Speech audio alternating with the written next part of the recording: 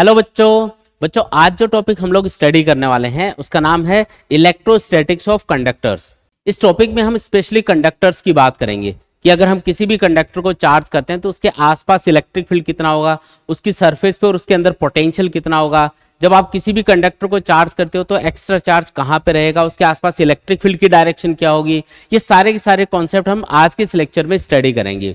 साथ ही हम इसके ऊपर बहुत सारे इंपॉर्टेंट पीवाईक्यूज भी करेंगे और ऐसे क्वेश्चंस भी करेंगे जिनके एग्जाम में आने की पॉसिबिलिटी सबसे ज्यादा होती है। तो चलिए बिना देर किए फटाफट से आज के इस लेक्चर को शुरू करते हैं।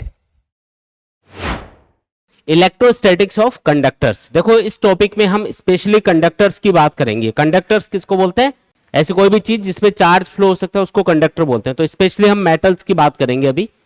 देखो इलेक्ट्रोस्टैटिक्स ऑफ कंडक्टर्स में पहला जो पॉइंट है जो आपको याद रखना है वो ये है कि आप किसी भी कंडक्टर को जब आप चार्ज करते हो, कोई भी कंडक्टर हो, कोई भी मेटल बॉडी हो, जब आप उसको चार्ज करोगे तो एक्स्ट्रा चार्ज हमेशा उसकी आउटर सरफेस पे रहेगा। नॉर्मल कंडीशन में तो कोई भी ऑब्जेक्ट हो वो इलेक्ट्रिकली न्यूट्रल होता है, लेकिन अगर आप किसी भी तरीके से उसको चार्ज कर देते हो और अगर वो कंडक्टर है तो एक्स्ट्रा चार्ज हमेशा उसकी आउटर सरफेस पे चला जाएगा। कहां पे चला जाएगा? आउटर सरफेस पे आ जाएगा। ठीक है, पहला पॉइंट ध्यान रखना है। दूसरा पॉइंट, इलेक्ट्रिक फील्ड की डायरेक्शन हमेशा कंडक्टर की सरफेस के परपेंडिकुलर ली जाती है। कैसे लेंगे? इलेक्ट्रिक फील्ड की डायरेक्शन हमेशा कंडक्टर की सरफेस के परपेंडिकुलर लेंगे। कोई भी कंडक्टर है उसको चार्ज कर रखा है, ठीक है जी, तो इसके आसपास जो इलेक्ट्रिक फील्ड होगा उसकी डायरेक्शन क्या मानी जाएगी? कंडक्टर की सरफेस के परपेंडिकुलर। जहां भी आप इलेक्ट्रिक फील्ड को ड्रॉ कर रहे हो ना वहां पे सरफेस के परपेंडिकुलर इसको दिखाना है। जहां भी दिखा रहे हो सरफेस के परपेंडिकुलर इसको दिखाया जाएगा। इस तरीके से दिखाना होता है। तो इलेक्ट्रिक फील्ड की डायरेक्शन हमेशा कंडक्टर की सरफेस के परपेंडिकुलर होती है। ठीक है, किसी भी कंडक्टर के अंदर चार्ज नहीं होता, सारा का सारा चार्ज रिपेल होकर कहां चला जाएगा? सरफेस पे। और अगर अंदर चार्ज नहीं होगा तो अंदर इलेक्ट्रिक फील्ड भी कितना होगा? जीरो। चार्ज नहीं है तो इलेक्ट्रिक फील्ड भी जीरो हो जाएगा। तो तीसरा पॉइंट याद रखना है, inside a conductor charge will be zero. किसी भी कंडक्टर के अंदर चार्ज की वैल्यू क्या होती है? हमेशा जीरो होती है। याद रखने वाला पॉइंट है। फोर्थ पॉइंट देखो, जब भी आप किसी कंडक्टर को चार्ज करते हो तो उसकी सरफेस पे उतना ही पोटेंशियल होता है जितना उसके अंदर होता है। या उल्टा बोल दो, किसी भी कंडक्टर को चार्ज करने पे उसके अंदर उतना ही पोटेंशियल होगा जितना उसकी सरफेस पे होगा। अंदर भले ही इलेक्ट्रिक फील्ड जीरो हो, कंडक्टर के अंदर भले ही इलेक्ट्रिक फील्ड जीरो हो, लेकिन पोटेंशियल जीरो नहीं होता है। याद रखना है ये, कंडक्टर के अंदर उतना ही पोटेंशियल होगा जितना उसकी सरफेस पे होगा और सरफेस पे हर जगह पोटेंशियल बराबर होगा।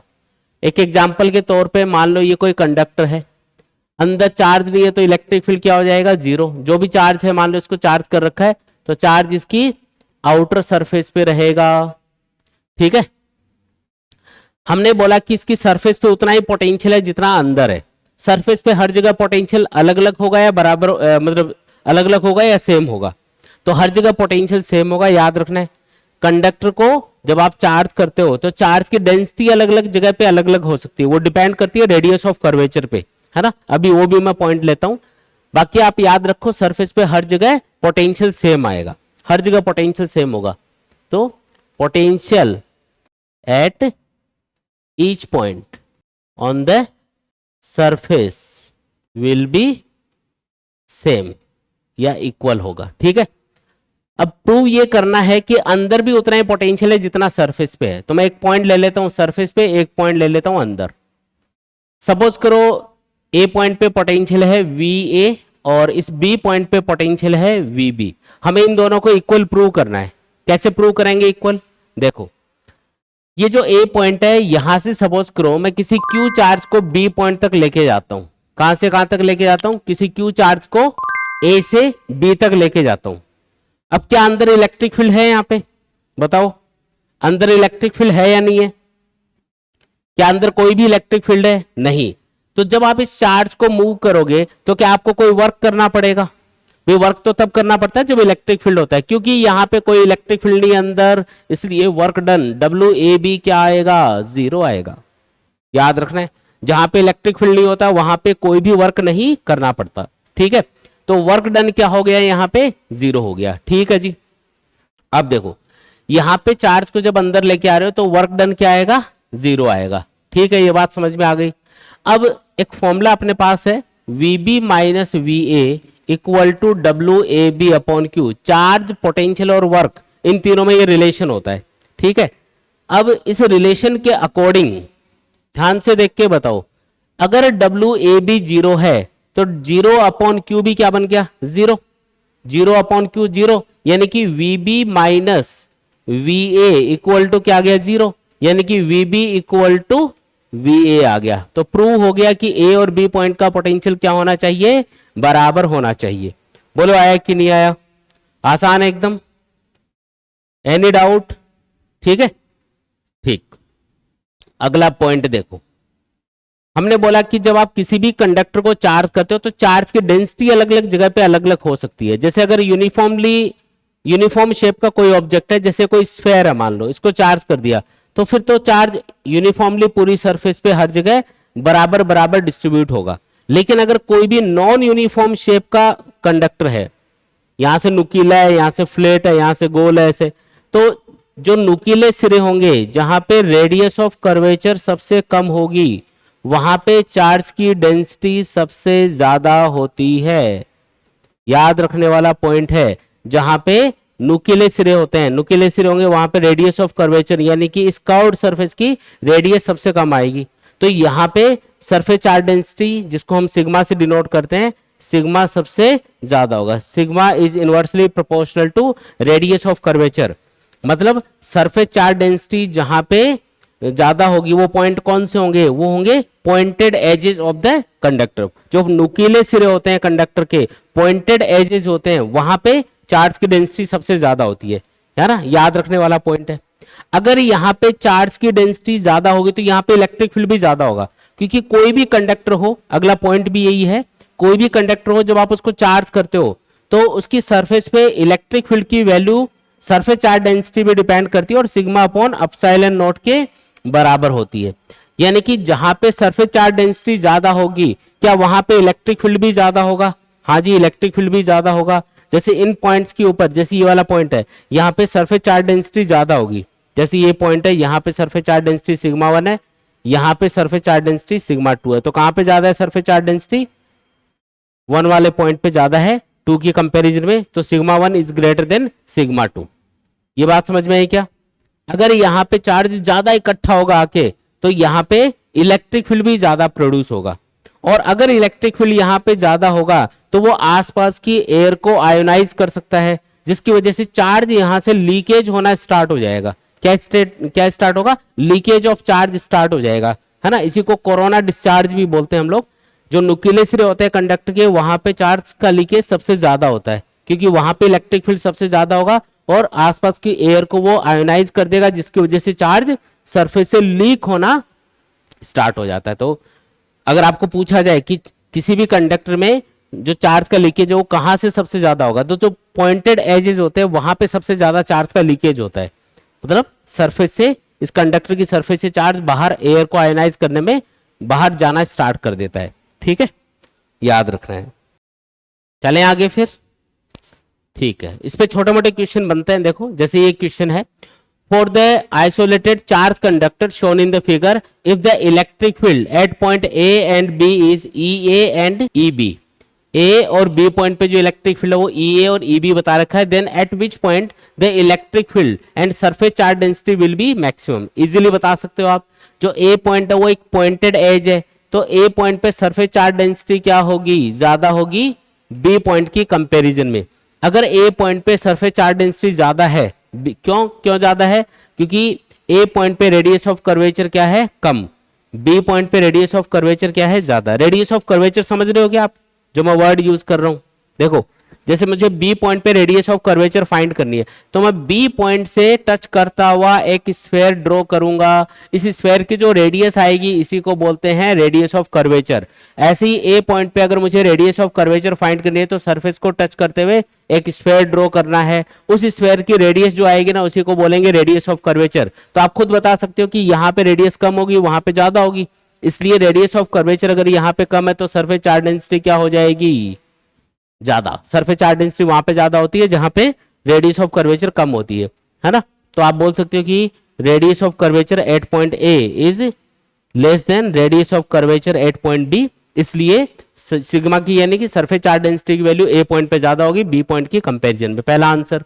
दूसरा पूछा इलेक्ट्रिक फील्ड कहां पे ज्यादा होगा, तो इलेक्ट्रिक फील्ड का फॉर्मूला क्या होता है, सिग्मा अपॉन एप्सिलॉन नॉट। कोई भी कंडक्टर हो उसकी सरफेस पे इलेक्ट्रिक फील्ड का फॉर्मूला होता है, अगर किसी भी पॉइंट पे फाइंड करोगे जहां पे सरफेस चार्ज डेंसिटी सिग्मा है तो इलेक्ट्रिक फील्ड आएगा सिग्मा अपॉन एप्सिलॉन नॉट। तो कहां पे इलेक्ट्रिक फील्ड ज्यादा होना चाहिए, जहां पे सरफेस चार्ज डेंसिटी ज्यादा होगी, सिंपल सी बात है भाई। तो ए पॉइंट पे इलेक्ट्रिक फील्ड ज्यादा होगा बी पॉइंट की कंपैरिजन में। इसी क्वेश्चन में पूछ लेता कि ए और बी पॉइंट पे जो पोटेंशियल है उनमें क्या रिलेशन होगा, कहां पे पोटेंशियल ज्यादा होगा कहां पे कम होगा। तो कंडक्टर की सरफेस पे हर जगह पोटेंशियल क्या होता है, बराबर होता है। तो V A equal to V B हो जाएगा। एक पॉइंट अगर अंदर ले लेता, बताओ कि सी पॉइंट पे जो पोटेंशियल है वो कितना होगा, तो सी पॉइंट का पोटेंशियल भी उतना ही होता है जितना सरफेस पे होता। बताया ना भी कि अंदर भी उतना ही पोटेंशियल होता है जितना सरफेस पे होता है। और सरफेस पे कहीं भी पॉइंट ले लो, चार्ज की डेंसिटी चाहे कहीं पे कम ज्यादा हो, उससे पोटेंशियल अफेक्ट नहीं होगा, पोटेंशियल हर जगह सेम आएगा। क्योंकि अगर पोटेंशियल अलग अलग होगा तो दिक्कत क्या होगी, मान लो यहाँ पे पोटेंशियल कम है और यहाँ पे ज्यादा है फॉर एग्जाम्पल, तो हाई पोटेंशियल से लो पोटेंशियल की तरफ चार्ज फ्लो होना स्टार्ट हो जाएगा, जिसकी वजह से करंट फ्लो होगा। जबकि प्रैक्टिकली ऐसा होता ही नहीं है, कोई भी कंडक्टर उसको चार्ज करोगे तो सरफेस पे चार्ज जहां पे वहीं रहेगा, वो फ्लो नहीं होता। इसका मतलब हर जगह पोटेंशियल सेम होना चाहिए, उसके लिए तो अलग अलग पोटेंशियल होगा तो चार्ज फ्लो होना स्टार्ट हो जाएगा। इससे ये चीज प्रूव हो जाती है ना। तो ये सारी बातें यहाँ पे हमने कैलकुलेट कर ली। इलेक्ट्रिक फील्ड ज्यादा कहां पे होगा, ए पॉइंट पे। सरफेस चार्ज डेंसिटी ज्यादा कहां होगी, ए पॉइंट पे। पोटेंशियल कहां पे ज्यादा होगा, तो कहीं ज्यादा नहीं होगा, हर जगह बराबर होगा, अंदर भी और सरफेस पे भी, है ना। इस तरीके से बताना है। आया समझ में, ठीक है। आगे बढ़ते हैं। नेक्स्ट टॉपिक है इलेक्ट्रोस्टैटिक शील्डिंग। काफी इंटरेस्टिंग टॉपिक है। देखो इलेक्ट्रोस्टैटिक शील्डिंग, शील्ड का मतलब क्या होता है, प्रोटेक्शन। शील्ड का मतलब क्या है, प्रोटेक्शन एक तरह से। देखो जैसे मान लो कि आप किसी भी जगह को इलेक्ट्रिक फील्ड से प्रोटेक्ट करना चाह रहे हो, तो आपको क्या उसके लिए तरीका काम में लेना पड़ेगा। अगर कोई भी जैसे ऑब्जेक्ट है या कोई भी स्पेस है, कोई भी जगह है जिसको हम एक्सटर्नल इलेक्ट्रिक फील्ड से प्रोटेक्ट करना चाहते हैं, हम चाहते हैं कि वहां पे इलेक्ट्रिक फील्ड ना पहुंचे, तो उसके लिए क्या करना पड़ेगा। तो देखो दो अलग अलग कॉन्सेप्ट बताता हूं, दोनों हम यूज कर सकते हैं। पहला कॉन्सेप्ट, अगर आप किसी भी कंडक्टर को चार्ज करते हो तो एक्स्ट्रा चार्ज हमेशा कहां पे रहेगा, उसकी आउटर सरफेस पे रहेगा। कहां पे रहेगा, आउटर सरफेस पे। जैसे ये कोई कंडक्टर मान लो, है ना, ये एक सिंपल ऐसे मान लेते हैं, ये कोई कंडक्टर है, इसको चार्ज कर दिया, तो चार्ज कहां पे रहेगा, आउटर सरफेस पे। क्या इनसाइड द कंडक्टर चार्ज होगा कभी भी, नहीं जी, कंडक्टर के अंदर कभी चार्ज नहीं होता। अगर अंदर चार्ज नहीं होगा तो क्या अंदर इलेक्ट्रिक फील्ड पॉसिबल है, नहीं जी, चार्ज भी नहीं होगा अंदर और इलेक्ट्रिक फील्ड भी नहीं होगा। तो एक तरीका तो ये है कि आप किसी भी ऑब्जेक्ट को जिसको आप इलेक्ट्रिक फील्ड से प्रोटेक्ट करना चाह रहे हो, उसको किसी कंडक्टर के अंदर रख दो, ऐसे रख सकते हो। अच्छा यहां पे तो इसको चार्ज किया है तो इसके अंदर चार्ज और इलेक्ट्रिक फील्ड जीरो है, लेकिन अगर कोई बाहर पहले से इलेक्ट्रिक फील्ड होता तो क्या वो इसको क्रॉस करके जा पाता, वो भी चेक कर लेते हैं। देखो मान लो ये कंडक्टर है, इसको किसी इलेक्ट्रिक फील्ड में रख दिया, तो इससे क्या प्रोसेस हो गया वो समझना। किसी भी इलेक्ट्रिक फील्ड में जब आप किसी भी कंडक्टर को रखते हो तो आपको पता है कंडक्टर्स के अंदर क्या होते हैं, बहुत सारे फ्री इलेक्ट्रॉन्स होते हैं। और फ्री इलेक्ट्रॉन्स पे कौन सा चार्ज होता है, नेगेटिव या पॉजिटिव, नेगेटिव। फ्री इलेक्ट्रॉन मतलब इलेक्ट्रॉन ही है, उसमें नेगेटिव चार्ज होगा। नेगेटिव चार्ज को जब भी आप इलेक्ट्रिक फील्ड में रखते हो तो उस पर हमेशा इलेक्ट्रिक फील्ड के अपोजिट डायरेक्शन में फोर्स लगता है। देखो फोर्स का फॉर्मूला क्या होता है, F equals to Q into E. अगर चार्ज नेगेटिव है तो यहाँ माइनस लग जाएगा, और माइनस लगने से फोर्स की डायरेक्शन किधर आएगी, इलेक्ट्रिक फील्ड के अपोजिट डायरेक्शन में आएगी। किधर आएगी, इलेक्ट्रिक फील्ड के अपोजिट डायरेक्शन में। तो क्योंकि इलेक्ट्रॉन्स पे नेगेटिव चार्ज है और इस वजह से उनके ऊपर इलेक्ट्रिक फील्ड के अपोजिट डायरेक्शन में फोर्स लगेगा, तो जितने भी फ्री इलेक्ट्रॉन इसमें पहले रैंडमली घूम रहे थे, कंडक्टर के अंदर बहुत सारे फ्री इलेक्ट्रॉन होते हैं जो रैंडमली घूमते रहते हैं, तो पहले तो वो रैंडमली घूम रहे थे, लेकिन जैसे इलेक्ट्रिक फील्ड अप्लाई किया वैसे उन इलेक्ट्रॉन्स के ऊपर फोर्स लगेगा। कौन सी डायरेक्शन में, इलेक्ट्रिक फील्ड के अपोजिट डायरेक्शन में, तो वो इधर आके इकट्ठा हो जाएंगे। अगर इधर नेगेटिव चार्ज आके इकट्ठा हो गया तो कंडक्टर पे पहले कोई चार्ज था क्या, नहीं, तो बाद में भी चार्ज जीरो होना चाहिए। कंजर्वेशन ऑफ चार्ज ये प्रॉपर्टी बोलती है कि कोई भी सिस्टम हो उसका टोटल चार्ज हमेशा कंजर्व रहेगा। पहले टोटल चार्ज जीरो था तो बाद में भी जीरो होना चाहिए। तो ये नेगेटिव चार्ज अगर इधर आ गया तो इतना ही पॉजिटिव चार्ज इधर इंड्यूस हो जाएगा, इसको बोलते हैं इंड्यूस्ड चार्ज। कहां से आया ये, कोई भी इलेक्ट्रॉन जब फ्री होता है तो किसी न किसी एटम से फ्री होता है, और जैसे ही इलेक्ट्रॉन एटम से बाहर निकलता है एटम के ऊपर कौन सा चार्ज आता है, पॉजिटिव, और वो पॉजिटिव चार्ज इस कंडक्टर के अंदर था। अब इलेक्ट्रिक फील्ड की वजह से पॉजिटिव चार्ज पे कौन सी डायरेक्शन में फोर्स लगता है, इलेक्ट्रिक फील्ड की डायरेक्शन में, तो पॉजिटिव चार्ज तो शिफ्ट हो जाएगा इधर वाली सरफेस पे और नेगेटिव चार्ज इधर वाली सरफेस पे चला जाएगा। इससे क्या होगा, इससे अंदर भी एक इलेक्ट्रिक फील्ड बनेगा। क्या बनेगा, अंदर एक इलेक्ट्रिक फील्ड बनेगा। कौन सी डायरेक्शन में, तो इलेक्ट्रिक फील्ड की डायरेक्शन अगर पॉजिटिव और नेगेटिव चार्ज पास पास हो तो इलेक्ट्रिक फील्ड की डायरेक्शन हमेशा पॉजिटिव चार्ज से नेगेटिव चार्ज की तरफ होती है। पॉजिटिव चार्ज के लिए आउटवर्ड होती है इलेक्ट्रिक फील्ड की डायरेक्शन, नेगेटिव के लिए इनवर्ड, और अगर पॉजिटिव और नेगेटिव पास पास है तो पॉजिटिव से नेगेटिव की तरफ होती है। याद है ना डायग्राम, तो पॉजिटिव से नेगेटिव चार्ज की तरफ इलेक्ट्रिक फील्ड प्रोड्यूस हो जाएगा इसके अंदर। इसको बोलते हैं electric field due to polarization. एक तरह से ये पोलराइजेशन हो गया इस कंडक्टर का, इसमें नेगेटिव और पॉजिटिव चार्ज सेपरेट हो गए ना, इस प्रोसेस को हम क्या बोलते हैं, पोलराइजेशन। अब कंडक्टर के अंदर क्या होता है कि ये जो इलेक्ट्रिक फील्ड ईपी अंदर प्रोड्यूस होगा ये एक्सटर्नल इलेक्ट्रिक फील्ड के एग्जैक्ट बराबर होता है। एक्सटर्नल इलेक्ट्रिक फील्ड के बराबर ही अगर अंदर इलेक्ट्रिक फील्ड प्रोड्यूस हो गया है तो अंदर टोटल इलेक्ट्रिक फील्ड कितना मिलेगा आपको, बताओ, E minus EP. External electric field इधर है, ईपी इधर है, दोनों आपस में सब्ट्रैक्ट होंगे क्योंकि दोनों बराबर होते हैं। External electric field is always equal to EP. External electric field के बराबर ही यहाँ पे अंदर इलेक्ट्रिक फील्ड प्रोड्यूस हो जाएगा ड्यू टू पोलराइजेशन, और इसकी वजह से ये जो वैल्यू है ये क्या आ जाएगी, जीरो। मतलब कंडक्टर के अंदर इलेक्ट्रिक फील्ड क्या हो गया, जीरो हो गया। मतलब चाहे आप उसको चार्ज कर दो तब भी उसके अंदर इलेक्ट्रिक फील्ड नहीं होगा, चाहे उसको आप कितने भी स्ट्रॉन्ग इलेक्ट्रिक फील्ड में रख दो तब भी वो पोलराइज होकर अंदर इलेक्ट्रिक फील्ड कितना कर लेगा, जीरो। इसका मतलब किसी भी कंडक्टर के अंदर इलेक्ट्रिक फील्ड हमेशा क्या होता है, जीरो होता है। तो आप ये एक तरीका काम में ले सकते हो, किसी भी स्पेस को, किसी भी जगह को इलेक्ट्रिक फील्ड से प्रोटेक्ट करने के लिए क्या करोगे, उसको किसी कंडक्टर के अंदर रख दोगे, कोई भी मेटल बॉडी है उसके अंदर रख दो। जैसे देखो यहाँ पे एक एग्जाम्पल है, ये एक केज होता है, ऐसा मेटल का बना हुआ केज है, इसको फेराडे केज बोलते हैं। क्या बोलते हैं इसको, फेराडेज केज, है ना, फेराडे ने ये कॉन्सेप्ट बताया था। और यहाँ पे ये एक टेस्ला कॉइल होती है जो कि एक हाई इलेक्ट्रिक फील्ड प्रोड्यूस करती है। ये जो कॉइल है ना बड़ी सी, ये जैसे बिजली गिरती है ना कहीं पे, उतना इलेक्ट्रिक फील्ड ये प्रोड्यूस कर रही है। अब यहाँ पे इस केज के अंदर जो भी लोग खड़े हैं, देखो ये एक बच्चा है, एक पर्सन है यहाँ पे, तो यहाँ पे टेस्ला कॉइल से इसके ऊपर एक हाई इलेक्ट्रिक फील्ड डाला जा रहा है, लेकिन इलेक्ट्रिक फील्ड कभी भी इस कंडक्टर की सरफेस को क्रॉस करके अंदर नहीं जाएगा। चाहे इसके अंदर ये जालीदार है, देखो एकदम ऐसे पैक्ड नहीं है, ये पूरा जालीदार हो जाए उससे कोई दिक्कत नहीं है, लेकिन चारों तरफ से जाली होनी चाहिए, चारों तरफ से वो केज बंद होना चाहिए, है ना। तो इससे आप क्या कर सकते हो, इससे आप क्या कर सकते हो, ये जो केज है इसको यूज करके इन लोगों को आप इस हाई इलेक्ट्रिक फील्ड से प्रोटेक्ट कर सकते हो। आया समझ में। एक सिंपल एक्सपेरिमेंट आप घर पे भी करके देख सकते हो। आप अपना मोबाइल लेना और उसको जो खाना गर्म रखने वाली जो एल्यूमिनियम फॉइल होती है ना, उसके अंदर ऐसे लपेट के और आप रख देना, फिर आप दूसरे मोबाइल से उसके ऊपर रिंग करना, नॉट रीचेबल बताएगा। नॉट रीचेबल क्यों, क्योंकि वो जो मेटल की जो एल्यूमिनियम फॉइल उसके ऊपर आपने लपेटी है वो एक शील्ड की तरह काम कर रही है, और जो सिग्नल है, जो इलेक्ट्रोमैग्नेटिक वेव्स हैं जो मोबाइल के पास पहुंच के सिग्नल को लेके जाती है, वो उसको क्रॉस नहीं कर पाती। ये आप करके देख सकते हो घर पे, है ना। तो ये एक तरीका है जिससे हम किसी भी जगह को इलेक्ट्रिक फील्ड से प्रोटेक्ट कर सकते हैं।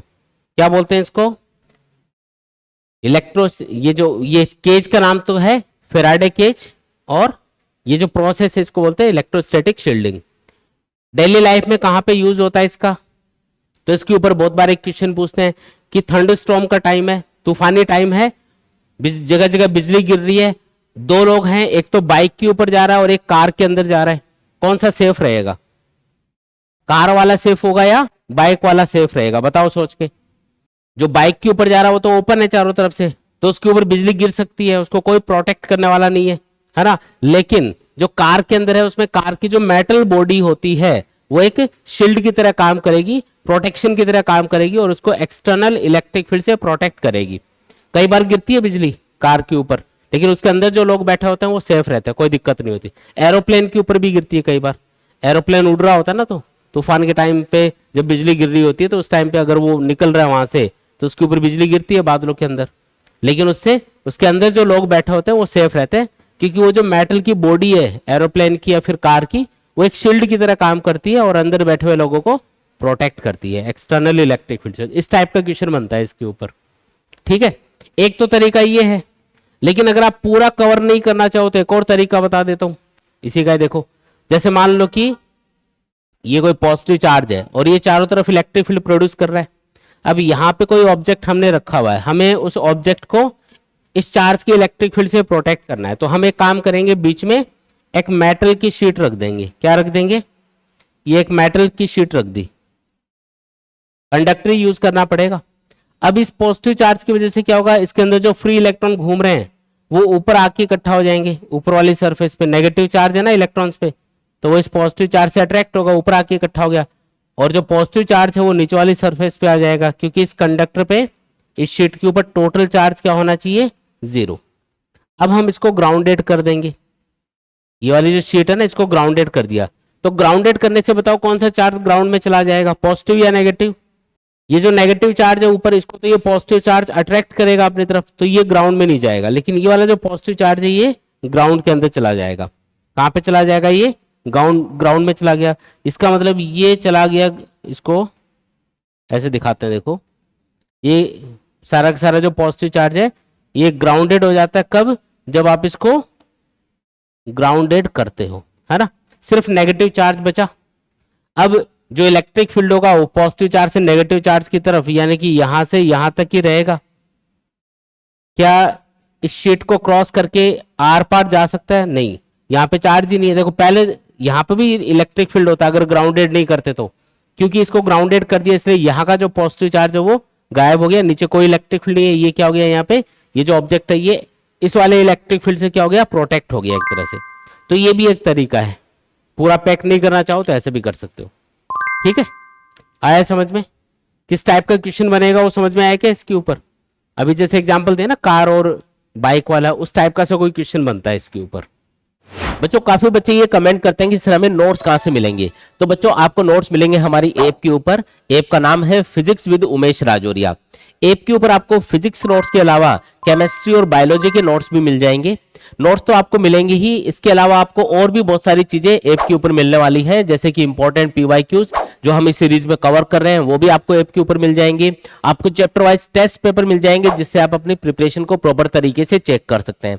इसके अलावा आपको माइंड मैप और फॉर्मूला बुकलेट्स मिलेंगी, जिससे आप फिजिक्स, केमिस्ट्री और बायोलॉजी को प्रॉपर तरीके से बहुत कम टाइम में रिवाइज कर सकते हैं। इसके अलावा आपको कंप्लीट एनसीईआरटी सॉल्यूशंस मिल जाएंगे हर एक सब्जेक्ट के। ये जो ऐप है ये आप गूगल प्ले स्टोर से भी डाउनलोड कर सकते हैं, या ऐप का जो लिंक है वो हम इस वीडियो के डिस्क्रिप्शन में शेयर कर देंगे, आप वहां से भी इसको डाउनलोड कर सकते हैं।